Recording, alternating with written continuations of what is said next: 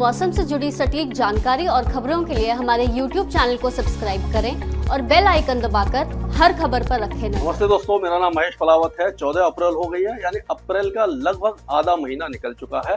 अब 1.5 महीना बचा है मानसून में। और मानसून आपको मालूम है कि वैसे तो 15 मई के आसपास नॉर्मल डेट है उसकी अंडमान और निकोबार द्वीप समूह में, लेकिन जो भारत का मेन भूभाग है, जो बड़ा भूभाग है केरल से लेकर के ये जो आगे बढ़ना शुरू होता है, तो 1 जून नॉर्मल डेट होती है ऑनसेट मानसून की, और 1 जून से ही मानसून की गणना यानी बारिश की गणना शुरू होती है, जो 30 सितंबर तक चलती है। और हमने मानसून का वीडियो बनाया है, मैंने और शर्मा जी ने पॉडकास्ट किया था, बहुत बड़ा अच्छा पॉडकास्ट था। और उसके बाद 2 दिन पहले मैंने भी मानसून का वीडियो बनाया है, अगर आपने नहीं देखा तो उसको देख लीजिए।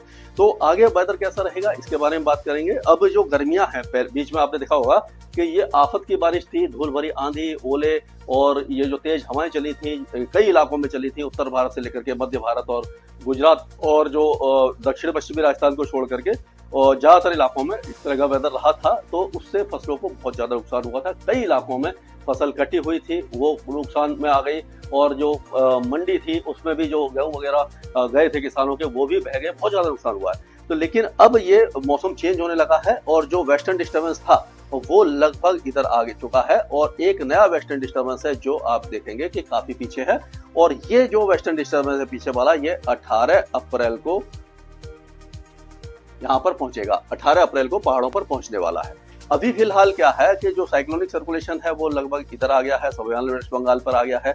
तो क्या हो रहा है कि ये जो हवाएं हैं यहाँ से फिर से ये उत्तर पश्चिम दिशा से चलना शुरू हो गई है। यहाँ पर ये जो आपका पूरा इलाका है, ये देखिए, यहाँ पर सभी इलाके में उत्तर पश्चिम भारत से लेकर के ये उत्तर प्रदेश यानी पंजाब, हरियाणा, दिल्ली, उत्तर प्रदेश, राजस्थान, गुजरात, मध्य प्रदेश, महाराष्ट्र और तेलंगाना तक की जो हवा है उत्तर पश्चिम दिशा से चलना शुरू हो गए। तापमान बढ़ना शुरू हो गए। गर्मी एक बार फिर से अपना रूप दिखाना शुरू कर चुकी है। लेकिन अभी तक अप्रैल में कई जगह पर तो हीट वेव आई थी, लेकिन अभी सभी जगह पर इतनी ज्यादा हीट वेव नहीं आई है। लेकिन अब हीट वेव एक बार फिर से गुजरात, राजस्थान, मध्य प्रदेश, विदर्भ और हरियाणा के कुछ इलाकों के साथ उत्तर प्रदेश और दिल्ली में 2-3 दिनों के अंदर आ जाएगी और गर्मी काफी ज्यादा हो जाएगी। तो इस तरह का वेदर रहने वाला है। और दक्षिण भारत में एक तरफ बनी रहेगी। उसके कारण क्या होगा कि दक्षिण भारत में कोई ना कोई वेदर एक्टिविटी आपकी होती रहेगी। अब अगर देखें हम, तो आज जो बारिश की गतिविधियां हैं वो आपको दिखाई देगी। ये जो पूर्वी हवाएं चल रही हैं यहाँ, इसके कारण क्या होगा कि गंगे पश्चिम बंगाल और पश्चिम बंगाल के कई इलाकों में तेज बारिश होगी, और उत्तर प्रदेश के कुछ इलाकों में, बिहार, झारखंड, पश्चिम बंगाल, उड़ीसा, यहाँ पर बारिश होगी, पूर्वोत्तर राज्यों में बारिश होगी। और अब अगर इसको हम एक एक राज्य के हिसाब से देखते हैं, तो आप देखिए गिलगिट बाल्टिस्तान, मुजफ्फराबाद, लद्दाख, यहाँ पर अब कोई भी मौसमी गतिविधि आपको दिखाई नहीं देने वाली है। 18 अप्रैल को क्या होगा कि 18 अप्रैल को एक नया वेस्टर्न डिस्टर्बेंस जब आएगा, तो 18 अप्रैल को ये देखिए पूरे पहाड़ों पर एक बार फिर से ऊंचे पहाड़ों पर बर्फबारी और निचले इलाकों में बारिश, और इस तरह से बारिश की गतिविधियां शुरू हो जाएंगी। 18 अप्रैल की बात है। लेकिन अभी की बात करें तो 17 अप्रैल तक, 14, 15, 16, 17 अगले 4 दिन ये पूरा इलाका शुष्क रहेगा। उसी तरह से हिमाचल और उत्तराखंड में कोई वेदर एक्टिविटी नहीं होगी, पूरी तरह शुष्क मौसम बना रहेगा।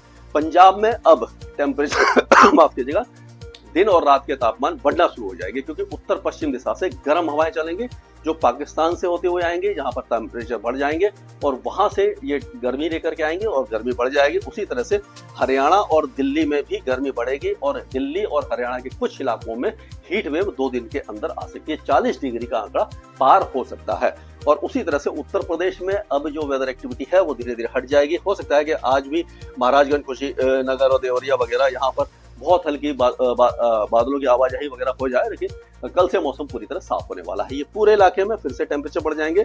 बिहार में आज बारिश की गतिविधियां कई इलाकों में हो सकती है, खास करके सीतामढ़ी, मधुबनी, समस्तीपुर, दरभंगा और ये बेगूसराय, खगड़िया, ये सारा अररिया, पूर्णिया, भागलपुर, यहाँ पर। उसके बाद यहाँ से भी मौसम साफ हो जाएगा। झारखंड में भी अब मौसम साफ होने लगा है। गंगे पश्चिम बंगाल में अच्छी बारिश है, अगले 2-3 दिनों तक रहेगी।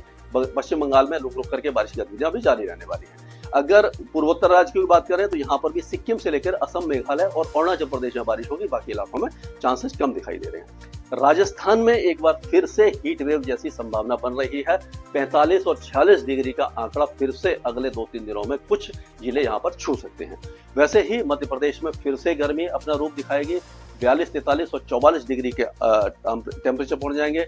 छत्तीसगढ़ में भी गर्मी बढ़ेगी और उड़ीसा में भी अब हल्की फुल्की बौछारें अभी जारी रहेंगी कोस्टल एरियाज में। 2 दिनों के बाद मौसम यहाँ पर शुष्क हो जाएगा, लेकिन 18 तारीख से फिर से वेदर एक्टिविटी यहाँ पर आ जाएगी, यानी कि उड़ीसा पूरी तरह शुष्क अभी फिलहाल नहीं होने वाला है। छत्तीसगढ़ की अगर हम बात करें तो छत्तीसगढ़ में सरगुजा से लेकर के अंबिकापुर से लेकर के बस्तर तक अब कल से मौसम साफ हो जाएगा और गर्मी बढ़ना शुरू हो जाएगी। गुजरात में भीषण गर्मी का प्रकोप अब आपको दिखाई देने वाला है और उसी तरह से महाराष्ट्र, तेलंगाना, ये सारे इलाके काफी गर्म हो जाएंगे। आंध्र प्रदेश में भी गर्मी बढ़ने वाली है। अब अगर कर्नाटक की बात करें तो दक्षिणी कर्नाटक में बारिश होगी, कोस्टल कर्नाटक में बारिश होगी, केरल में और दक्षिणी तमिलनाडु में बारिश की संभावना है, लेकिन अंडमान और निकोबार द्वीपों में हल्की बारिश होगी। लक्षद्वीप में भी हल्की बारिश की गतिविधियां ही आपको दिखाई देने वाली है। स्काईमेट वेदर में अभी के लिए आज ही डाउनलोड करें स्काईमेट मोबाइल ऐप, पूछे मौसम का हाल अपनी पसंदीदा भाषा में और रहे बाकियों से एक कदम आगे।